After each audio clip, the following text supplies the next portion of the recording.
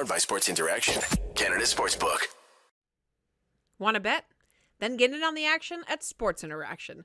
The boys of summer are back on the diamond, and March Madness is on deck. Bet pregame, live and play, or on one of our many prop bets. Sports Interaction makes it easy to deposit, play, and cash out.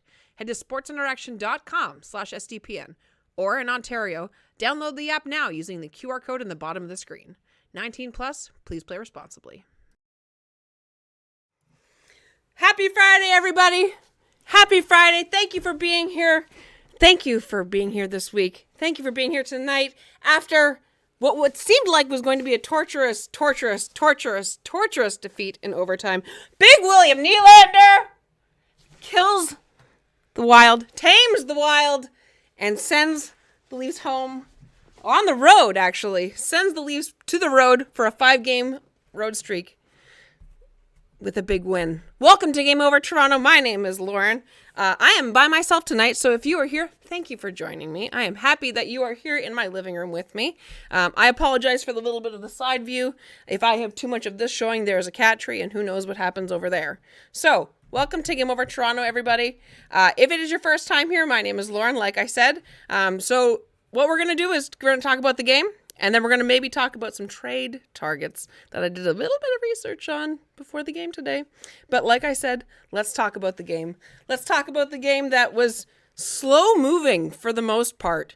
The middle 40 minutes was just sort of coagulous and felt a lot like playing against the Islanders a couple years ago when they were just a defensive boa constrictor. And it was torturous a little bit. Let's talk about the game. So, right out of the gate, there's not a lot going on. The post makes the best save of the game to start off with from the blue line, and it was good that it was there because Samsonov was not ready after just getting back into the crease. Neither team was playing overly well to start with. They were both trading bad passes, bad chances, and it just looked like one of those games where the Leafs were not going to be on their game, and they weren't particularly playing well, but luckily Minnesota wasn't either. And Minnesota scores first, Brendan Duheim, and Minnesota's famous for not scoring a lot of goals. They're 26th in the league for 5-on-5 goals, so for them to get the first goal is obviously not a great start. And like I said, not playing well to start the game for the Leafs. They're not pushing very hard in their own end. They were doing a lot not very well. They were getting clogged in their own zone. They couldn't get the puck out of their own zone for what seemed like the entire game. As soon as Minnesota got possession in their own zone, it was just a minute of them just cycling the puck and the Leafs getting close and putting pressure on, but just not being able to get there, not being able to get sticks in the way. Errant passes lead to, Minnesota getting the first goal, unfortunately. And luckily, my favorite Leaf right now, David Kampf, ties the game with 3:53 to go in the first period off of what seemed like a little bit of an innocuous play. Willie gets the puck and pulls it behind the net, and Zach Aston-Reese sort of skirts out of the way, and Kampf just slides right in there, and it was so funny. If you watch the playback of Kampf right in front of the goal, Minnesota, the defender turns around and is like, "Who is this guy? Like, when did he get here?" And it was just a matter of a tiny spot of the ice opening up and David Kampf getting there. And David Kampf getting his first goal in 30 games. It feels like it's been 50, but it's been a while since Kampf scored, and everybody that's here knows that I'm a big David Kampf fan, and I'm so glad that he was able to get us on the board and tie the game for what ended up being the game-tying goal until we get to overtime. So the game itself was, like I said, they were both trading chances, but boy, Minnesota was so good with clogging up the neutral zone, blocking all of the entries that we were trying. We were trying pass entries, we were trying rush entries, we were trying dump entries, we were trying just about every entry that we could, and we just couldn't. They just couldn't get in the zone. They couldn't get good possession. There was only really, maybe half a dozen times in the entire game where the Leafs really took possession, and it happened more as the game went on. But the second period, normally I have so much written for the first period. I had to find stuff to write because it was trading a chance, and then they were out of the zone. And then it just seemed like lots of chaos in the middle. And hopefully if you guys are in the chat, you can help me out and give me some input on what you saw, because when it comes to content for the game, there wasn't a lot to talk about. The Leafs get the first power play when Dumba trips Zach Aston-Reese with 12:45 to go in the second period. O'Reilly with a great chance, and that was the chance where in the middle of the second, he starts swearing super loud and starts banging a stick because he was frustrated. And boy, I thought he was going to get one tonight. He was pushing really hard. He was a lot more visible tonight than Auston Matthews was. Matthews, I don't know what's going on I don't know what's going on with him. He hasn't looked totally right. I know that he's scored since he got back from his injury, which is great, but he just hasn't been playing the same way that he was before the All-Star break, before the injury. He seems to be sort of not coasting, but he doesn't seem to be just getting the chances that he was before. The opportunities that he's getting, the times he is putting the puck on the net, he just isn't able to capitalize on them. And I can only imagine how frustrating it must be for him, right? And seeing Ryan O'Reilly come in and all of a sudden push the second line to produce the way that it has been when the first line hasn't been producing as much, I imagine is putting a little bit of internal pressure on him, maybe. I would hope so, and that's the sort of thing that we're looking for from this team. That's the good thing about having so much depth on your team, is that when somebody starts scoring more than somebody else, they're all professional athletes and they're all very competitive people. So when somebody starts going, it makes the other guys start to be, maybe grip their stick a bit tighter, and that's sort of what it seems like Matthews is doing. Even tonight, he gets that one opportunity where he brings it into the zone and right towards the end of the third period, and he just, shoots it right at the front logo. And it was just, normally it feels like when he takes those shots, he's a little bit more dangerous. He just doesn't have the same amount of pepper on it seems. And I don't know what's going on with him. Maybe he's still nursing that injury, the mystery injury that we don't know about. And maybe that's a contributing factor to it, because, he's playing well enough, but he hasn't really been noticeable the last couple games. If you're just joining us, welcome to Game Over Toronto. Thank you for being here. My name is Lauren. Please hit like and subscribe right below me. That would be fantastic. Fizila makes a good point. I don't see any new reports either, and neither do I. Nothing has come out. There's no reported injuries. Keefe hasn't said anything. I wonder if I can't even say that it's the new adjustments to the team, because the top line is unaffected, right? It's still William Nylander, Poppy, and Bunce, right? And maybe it's coming time to do the whole switcheroo with Marner and Nylander that Keefe likes to do to swap the lines up. But do you even do that now that Ryan O'Reilly is there and that line is playing so well, even though they weren't able to capitalize tonight? Ryan O'Reilly, by the end of the game, had well over 70% in the faceoff dot. I think they said it right at the end of the third period that it was he was like 15-2 in the faceoff dot, which is just ridiculous. So, the Leafs end the first and second tied 1-1. Leafs even get the second power play and can't capitalize. Again, lots of scenarios, it seems like, where the Leafs are just spending way too much time trying to get set up for the perfect play, especially on that second power play. The best opportunities that seemed to happen tonight were in transition, especially that one at the very end of the game where Kampf clears the puck, Järnkrok clears, and then Sammy with the big save. And, there's another great, really close opportunity after that. And all of these are coming off of rush chances. It's not coming from when you're coming back and you're trying to get set up and you're waiting for the best play and the best pass available. That's one of the things I find most frustrating about the Leafs power play, is that we spend so much time just trying to get set up. And the second power play especially, you're in the third period, you've only gotten one power play so far. You get the second one and you aren't able to capitalize.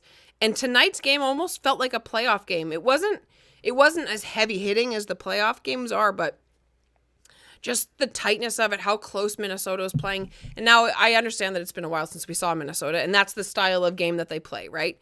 And they forecheck really hard, and they get in your face, and they apply pressure. And it's clearly effective. They limited the chances for the Leafs so well tonight. Like, hats off. I know there's a couple of Wild fans in the chat, so it's nice for you to be here. Hello, nice to see you. As a Wild fan, I sing too much. Good game. I'm sorry to hear that Wild fans put some of us to sleep.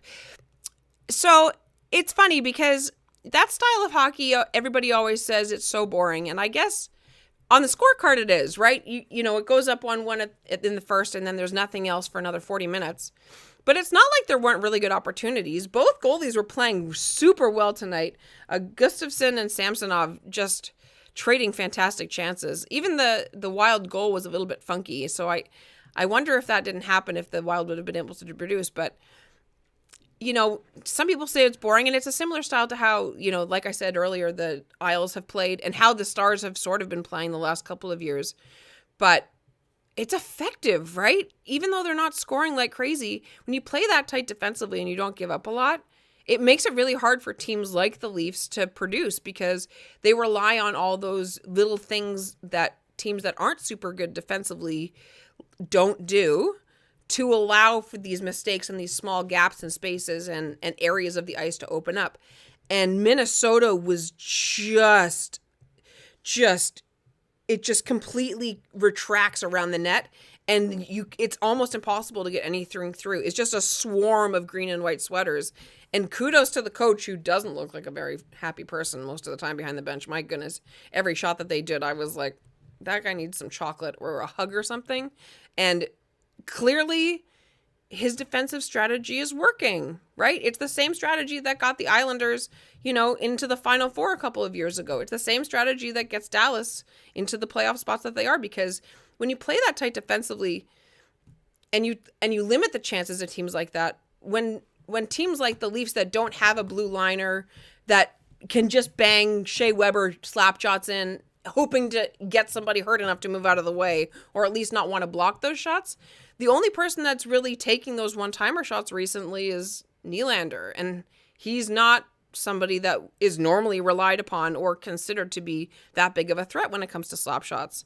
And it's great that he's been taking them, but, you know, for a game like tonight against the Wild, if that's a playoff game, I'm glad they won, don't get me wrong, but you know, you would hope in a game like that they would be able to get maybe just a little bit better of a chance, that they're maybe going to try something a little bit different. And I understand that they're still getting used to having Ryan O'Reilly there and Noel Acciari, who I'm going to talk about him in just a second. But just the whole strategy of playing super well defensively clearly works, right? Minnesota's in a playoff spot or very close to one. And the way that they play is effective, even though they aren't getting crazy goal scoring. You know, Kirill Kaprizov is still a fantastic player, just an unbelievable talent. And even Spurgeon is fantastic too, I didn't realize how small Spurgeon is. They said on the broadcast he's like 5'10" and 166. He's like an inch shorter and 20 pounds lighter than I am. That's crazy.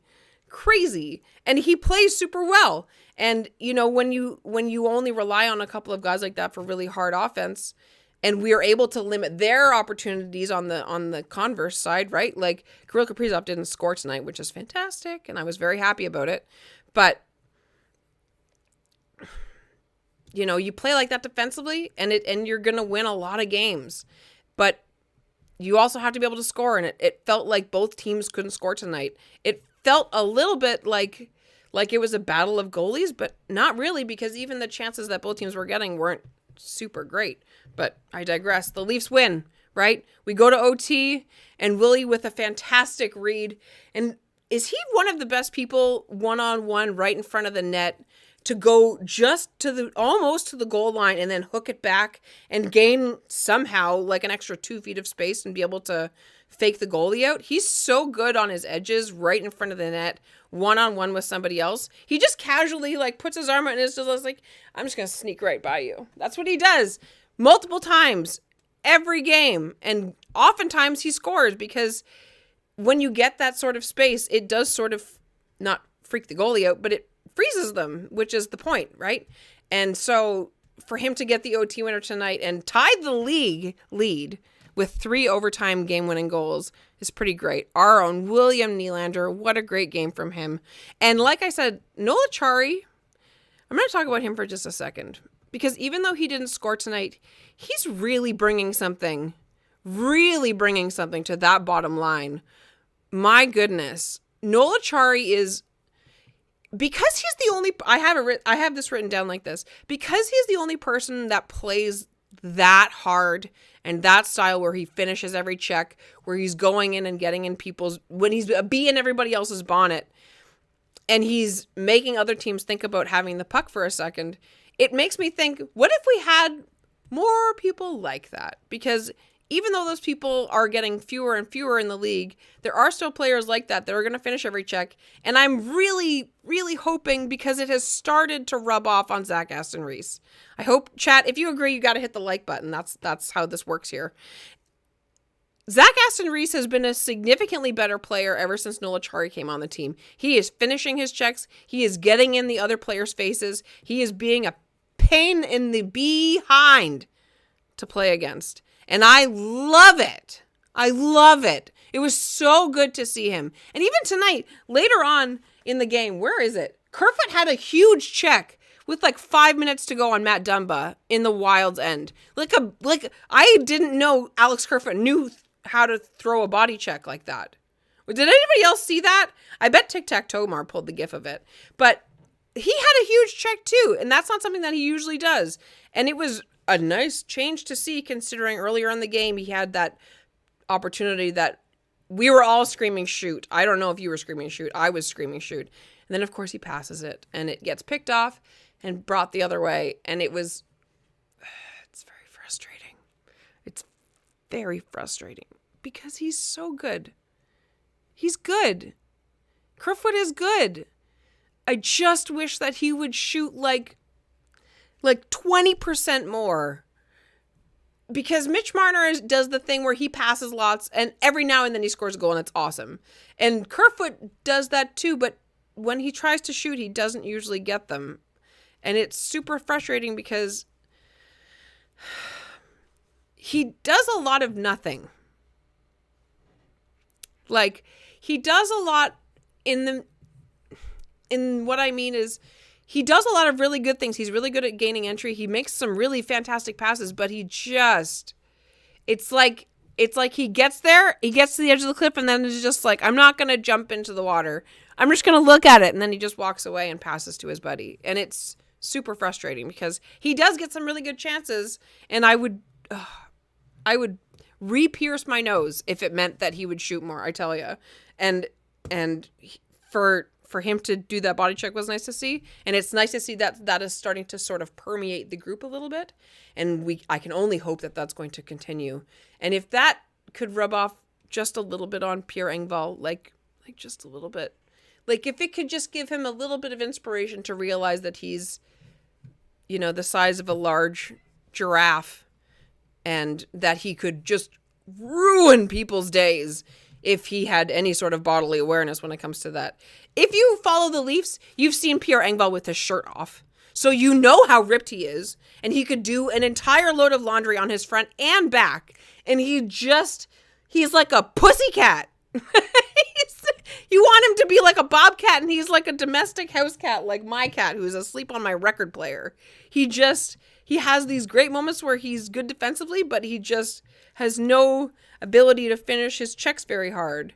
And if that could rub off even just a little bit from Noel Acciari, that would be hysterical.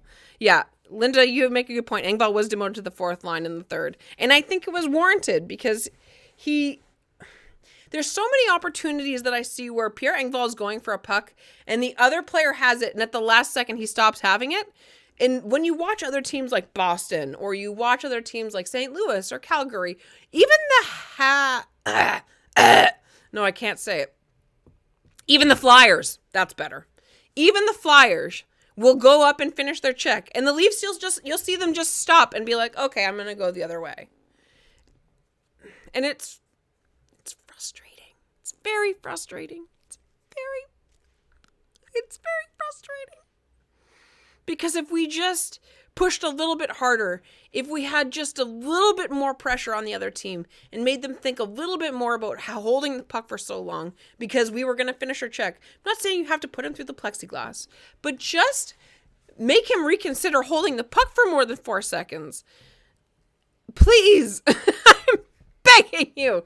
Because if you play like that, we saw at the end of the game when the Wild aren't able to get their defensive structure set up, they do panic and they do get flustered, and it creates more opportunity for offense. And so when I see players like Engvall who have the ability and size to be able to really physically make a difference in that sort of a forechecking way, and I see them, stop up, 8 inches too soon, it's like, please you don't even have to do it hard. Just let him know that you're there and that you're not just going to let him walk or skate by after he's had the puck for 6 seconds longer than he should have. But I digress. It doesn't matter because at the end of the day, the Leafs won. And I'm just yelling into the void with all of my friends here in the chat. So thank you for being here. And I hope that you are equally as frustrated with Engvall as I am. And that clearly Keefe is. Because even though he does make some nice plays, is it enough? Is it enough? And I don't think it's enough. I think there's only so many spaces on a hockey team and so many roster spots. And we have too many people that are just okay. And maybe it means that somebody has to go out the door to get better so that we get more people that are going to finish their checks and inspire the rest of the team. But I don't know that Pierre Engvall is going to be the person to do that. Even on the PK, Pierre Engvall wasn't on the PK tonight. He didn't play on it because Noel Acciari is playing there now, and he's way better. He's just better. That's how I feel about it. Cam Gilmore. Yeah, there's a few guys I still don't like, but maybe they can redeem themselves. Let's pray Dubas can find a little more before the deadline. Yes, that would be great. And speaking of trades, Cam, maybe we can find people. So there's been a lot of buzz lately about, I'm going to have some water first because I'm parched. All of my friends, everybody take a drink of water. Unless you're listening to this on your commute to work and you're driving, please don't drink water while you're driving. Everybody's been talking about McCabe, Chicago, right? McCabe, he's so good. Oh, let's go get McCabe. And he's not bad. He's a good defenseman.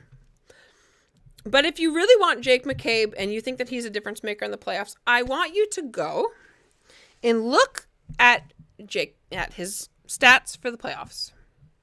Because he doesn't have any. There aren't any. And I didn't know that until I looked it up today. Because you guys can't see this, I'm actually double fisting notebooks. This is my regular game notebook, and this is my trade target notebook. He hasn't played in the playoffs. So why are we going to get him for the playoffs? Jake is nice, but he hasn't played in the playoffs, guys. You know who hasn't played in the playoffs? And this may be a long shot, and I'm sure people are going to slam me in the comments for this, but that's okay. There's a team that Kyle Dubas has traded with before that has a defenseman that's a little bit older, but has 85 career playoff games. And in those 85 career playoff games, he has 8 goals, 35 assists. He's a -7. But he has 47 points in the playoffs. He's 34 years old. He's 6 foot tall, 207 pounds. He is in his final year of his move clause. That is worth $3.9 million against the cap. And I will give you $5 if you can tell me who it is and what team they're on. Kevin Shattenkirk of Anaheim, who is not having a great season this year. He has played 52 games, and in those 52 games, he has 2 goals and 15 assists for 17 points. But the Ducks are awful. They're awful. They're really bad. They're really, really bad, guys. They're really bad. But you know what Kevin Shattenkirk has? Kevin Shattenkirk has a Stanley Cup ring that he got with Tampa Bay in the 2019-2020 season. And in those playoffs, he played 25 games. He has 3 goals And he had 10 assists for 13 points. He was a +8. I'm just saying. We know that Kyle Dubas likes to trade with who he likes to trade with. Right? We know that he doesn't trade with people, and any GM doesn't trade with people they don't usually trade with. And we know that Kyle Dubas has made trades with Anaheim. I was even looking up Connor Murphy, who is also in Chicago, just for a comparison. So Connor Murphy, who is one of the other players that lots of people are saying we need to get. He's 29 years old, 6'4", 212 pounds. He is a right-handed defenseman, makes 4.4 against the cap. However, he is in the first of a 4-year contract. He has played 57 games this season with 5 goals and 4 assists for 9 points and is a -2. And Connor Murphy only has 9 career playoff games. So I ask you, if we're going into the playoffs, right, and we want an upgrade on the right-hand side, because the mere thought of Justin Hall starting game 1 on the right-hand side makes you want to dry heave just a little bit. Maybe the Leafs should consider having some duck for dinner. Getting on the phone, calling California, and saying, hey, so what if I trade you a prospect, and maybe if I send you a pick, maybe, just maybe, the Leafs could get Kevin Shattenkirk to add to the right-hand side. Now, I know he's 34 years old, and I know he's only 6 foot tall. The man has 85 career playoff games at almost a half a point per game pace in the playoffs. We want somebody that has experience, and anybody, if you go on Cap Friendly, basically the first 50 are almost a non-option simply because of the cap hit, not the cat hit. Kevin Shattenkirk, guys. I'm not saying, but I'm just saying. See, there are people in the chat that know. I sing too much no's. Even Cameron I think Shattenkirk or Falk would be a good kind of deal. I agree. And I think that maybe we don't need somebody that's, going to break the bank. Someone was saying Radko Gudas earlier, and he's, a couple years ago, I actually really thought that getting Radko Gudas would be a really good thing, because a couple years ago, we were having trouble stopping guys at the blue line. And what I really wanted was a big, huge windshield to stop forwards and have them slam into it like a bug on the highway. And Radko Gudas does that. He is very good at finishing his checks and getting in other people's ways. And then I went to a game earlier this season, and he played, and he wasn't very good, even though he got a goal. He took 2 penalties, and I went, we can't have that.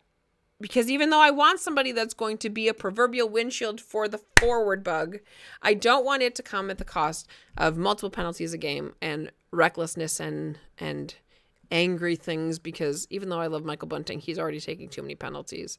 And in fairness, Giordano takes a lot of penalties too. He was taking a lot of penalties there for a while. It was almost a penalty a game. It was really bad. I think Kevin Shattenkirk might be a good option. And I don't think that there are a couple of people that were saying, oh, we got to go get Noah Dobson. You're not going to get Noah Dobson from the island. If you think we're going to get Noah Dobson, you are new here, because Lou Lamoriello will not let Noah Dobson go until he is dead in his grave, and we have to pry it from his cold, clammy, death grip hands, because no one leaves the island while Lou is there willingly. They don't trade players like that. And while I would love to have Noah Dobson because he's 22 years old and he's going to be great, there's just no way. We don't want somebody that's super young. We have enough people that are young. I know that they're not rookies anymore. Sandin and Liljegren are the rookie defensemen on the team currently, even though they're not rookies anymore. And I think we have enough of that. I think we need somebody that has been there, that can step into the boat-sized shoes and boat-sized holes that Muzzin has left in our hearts, because we know that he's not going to be back this season. And if someone else on the top side of the defense goes down and we don't have somebody that's going to make the other team think twice, it's going to be really bad in the playoffs. And I think if we got somebody like Kevin Shattenkirk or somebody, it doesn't even have to be Shattenkirk, somebody else with a lot of playoff experience that has been through it multiple times, that understands what it takes and understands that whistles are put away in the playoffs and is able to play the hard way and the right way. And maybe it's not Kevin Shattenkirk, and maybe you have the better idea than I do. And if you do, please leave it in the comment box down below. And I don't know what the answer is on defense, but there's got to be a better answer than the ones that we currently have on the team, because Dubas is always quiet, but I think Dubas is going to make another trade. We got less than a week to go to the trade deadline, folks. Well, a week today, we will know what the final team will look like. And while we won tonight, it wasn't by a lot. And let's hope that this time next week, we can all collectively unclench our jaws and relax our shoulders and relax our ears and just breathe out and be free and be maybe just a teensy bit more comfortable than it was tonight. Because while we beat Buffalo really well the other day, we still let up and let the other team back in. And I think we need somebody that's going to look after the back end and not try and pinch down and not try and make silly plays. Somebody that's going to be reliable and has been there and is going to be there and knows what it takes to get through it, because we don't have a lot of that on the back end now with Jake gone. So, but that's next week. And tonight, my friends, we beat and tamed the Wild 2-1 in overtime. Big William Nylander with the game-winning goal to end the game. The whole team gets on the ice. Everybody was so excited. And I was excited. I screamed. My wife yelled at me, and it was worth it. It was worth it to watch the game, even though it seemed like a brutal one to watch. It was worth it to watch the game and to be here with you. And thank you for being here. Thank you for watching. Thank you for watching along. Thank you for hitting like. Thank you for hitting subscribe, like I know you're going to. Please tell your friends if you had a good time tonight. We will be back. I will be back this Sunday with Harnish, with a very special guest. And when I'm so excited to have on the show, and someone that has graced the presence of Game Over in other markets before. We have Rachel Dory coming on this Sunday night on Game Over Toronto. So make sure you know that we're there, and make sure you are there, because I will be. Make sure you don't miss it. It's going to be a great time. Thank you for watching tonight. Have a great night, everybody. Take care. Peace. Leafs win. Let's go. Game over! Powered by Sports Interaction, Canada Sportsbook.